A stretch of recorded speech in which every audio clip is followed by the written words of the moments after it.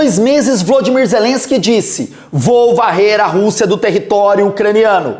Mas faz 2 meses que essa contraofensiva se deu início e a Rússia ainda está forte, dominando as principais áreas, aquelas áreas que eles querem dentro do território da Ucrânia, que é Donetsk, que é Luhansk, que é a parte sul, com saída pelo Mar de Azov e saída pelo Mar Negro. A guerra não mudou. Mas alguns pontos são positivos na contraofensiva de Zelensky. E nós vamos analisar tanto os positivos quanto os negativos. O principal é que Volodymyr Zelensky levou a guerra para território russo. Própria Moscou, a capital, sofrendo ataque de pequenos drones. Isso mesmo, pequenos drones, não são grandes drones com maior capacidade de destruição, porque são facilmente abatidos pela defesa antiaérea russa.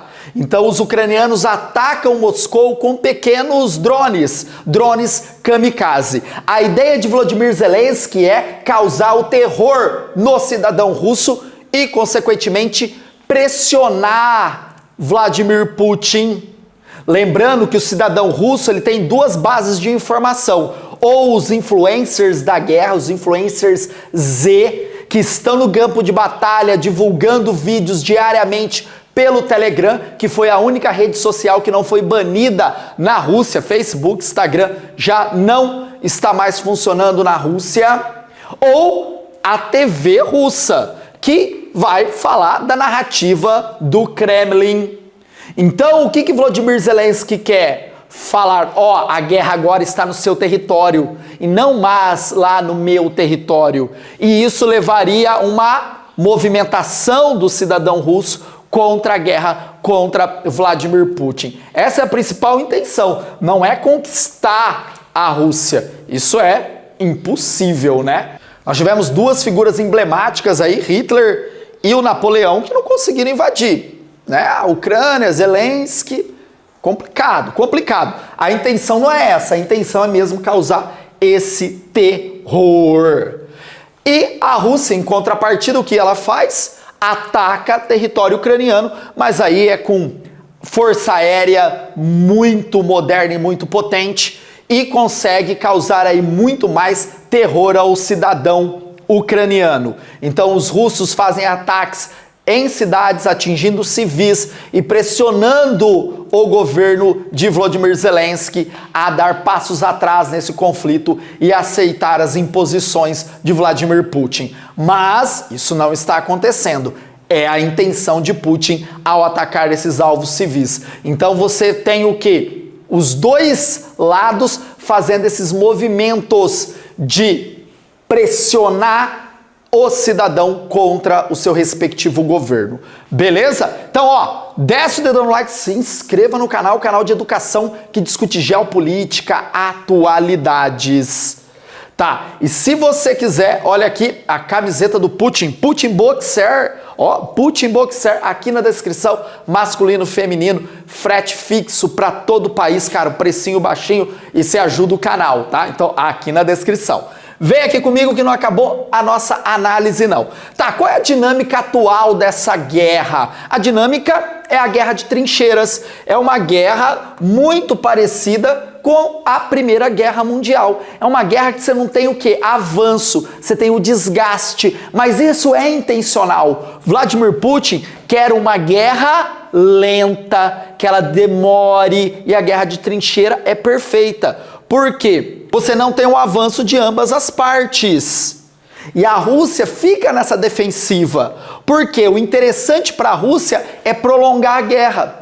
Consequentemente, pressiona a OTAN, pressiona Estados Unidos e vai chegar em um determinado momento que o Volodymyr Zelensky vai ter que encontrar uma solução para esse conflito. E a solução é assinar um tratado de paz ou um armistício entregando a posse territorial de Donetsk e Luhansk, principalmente aos russos. É uma guerra muito complicada, porque você tem terrenos hostis, né? Então é difícil você andar em lamaçal, porque foi um momento de muita chuva ali na Ucrânia, fora que nós estamos entrando agora no outono, inverno, diminui a temperatura, vai nevar nessas regiões, e isso é muito mais complicado no conflito para soldados que não são profissionais, como soldados ucranianos, que são soldados que recebem treinamento ali de repente, que eram civis, diferente dos soldados russos, que são soldados profissionais. Apesar de não ser soldados de primeira escala do exército russo, eles estão conseguindo manter o plano de Vladimir Putin, que é arrastar o conflito. Nós temos alguns dados que dizem, cara, que mais de 600 mil ucranianos já morreram em combate. Não são números concretos, tá? Esses números não são divulgados, Tá, qual a estratégia de Volodymyr Zelensky? Qual a estratégia de Vladimir Putin? Zelensky, quando se inicia a contraofensiva, ele tem duas frentes. Uma é Kherson e a outra é que nas proximidades de Donetsk e Luhansk, área que declarou independência e recebe o apoio da Rússia, no qual você tem soldados russos protegendo esse território, além de civis que vivem nessa região, que são atrelados à Rússia, que combatem o exército ucraniano. Essa região aí é a região dos arredores de Bakhmut, tá? Que também aqui foi uma carnificina, né? Tem imagens assim terríveis dessa região aqui. Então você tem essas duas frentes. Kherson como sendo a primeira frente, porque a ideia dos ucranianos é conquistar essa região para ter a saída do Mar Negro e do Mar de Azov nas suas mãos e conquistar a Crimeia. Crimeia que deu início de tudo isso, né? É um símbolo desse conflito. Então, a principal intenção de Volodymyr Zelensky é ter essa saída para o mar. Se ele perder a região de Kherson e Luhansk, não é o fim do mundo para a Ucrânia, tá? Por quê? Desde 2014, essa região não está na mão dos ucranianos, tá? Então, aqui é o X da questão. O Putin, ele não quer entregar essa região aqui também, não quer. Tá, então, sobre posse dele. A outra ação de Vladimir Putin é atacar aqui pelo norte. Então, Kharkiv, Sumy. Tá? Então, por quê? Porque vai forçar o exército ucraniano se dividir para atacar nessa frente aqui. Consequentemente, enfraquece esse ataque aqui na região de Bakhmut e também aqui na região de Kherson. Então, uma estratégia aí que foi usada já em vários conflitos, né, que é a divisão de exército, isso enfraquece e isso impede um avanço mais voraz dessa contraofensiva. A Rússia, como tem um exército muito mais profissional e muito mais moderno, ataca essas frentes com os mísseis hipersônicos Kinzhal, tá, que causam muito estragos. Em contrapartida, os ucranianos atacam aí com drones kamikaze, né? São aqueles pequenos drones com explosivos que eles arremessam em tanques, em aviões, em trincheiras, né? Que é difícil de ser abatido quando ele está no ar, por ser muito pequeno. Fora que os ucranianos estão recebendo armamento, né? Então você tem ali tanques vindos da Grã-Bretanha, da Alemanha, da Dinamarca, tem os F-16, mas você percebe que são armamentos não tão poderosos, né? Para o embate direto com os russos.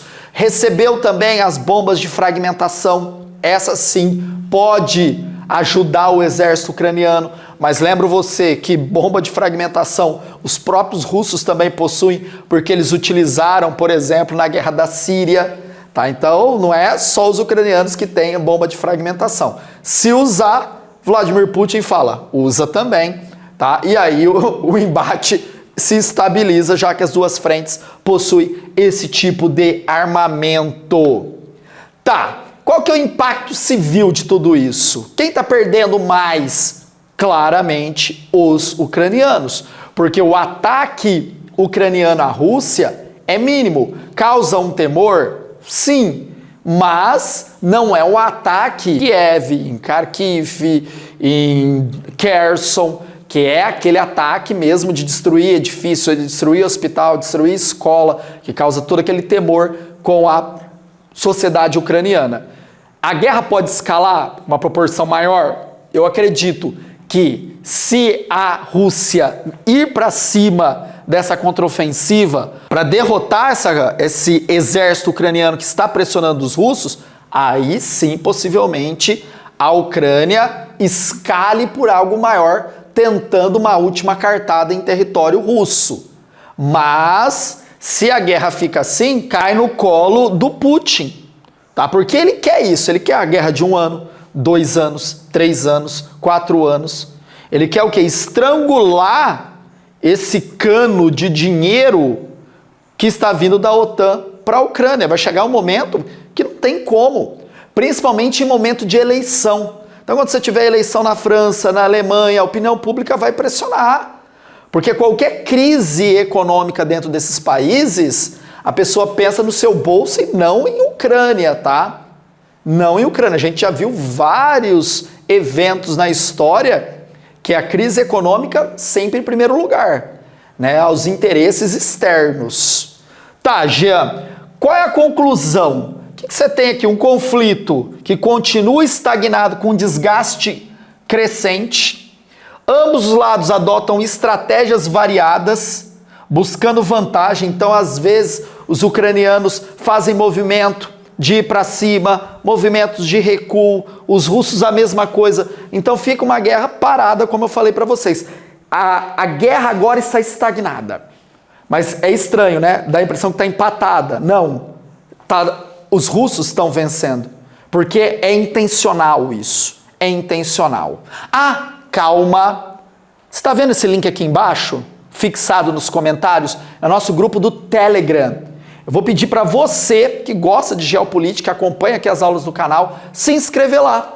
Né? Lá a gente vai divulgar as aulas, materiais especiais, lives, tá? Vai ser um lugar para a gente discutir todo esse debate geopolítico, né? Que conhecimento, informação é mega importante. E quem perde tudo isso é o civil, que não tem nada a ver com a guerra, né? Então, principalmente o cidadão ucraniano. Aí, eu queria saber a sua opinião. Será que o Volodymyr Zelensky deveria falar, tudo bem, fica com Kherson, vamos negociar essa área sul e acabar com a guerra e salvar o cidadão ucraniano? Será que ele deveria ir para cima dos russos com o apoio da OTAN, reivindicando a posse dessas áreas e falando o seguinte, esse território é nosso, nós temos a soberania, nós somos ucranianos? Coloque aí nos comentários, quero saber a sua opinião. E desce o dedão no like, quanto mais like melhor, gente. Ajuda. Custa nada, de graça, pum. Beleza? Tamo junto? Pra cima deles, camiseta do Putin, Putin boxeador. Aqui na descrição. Valeu, pessoal.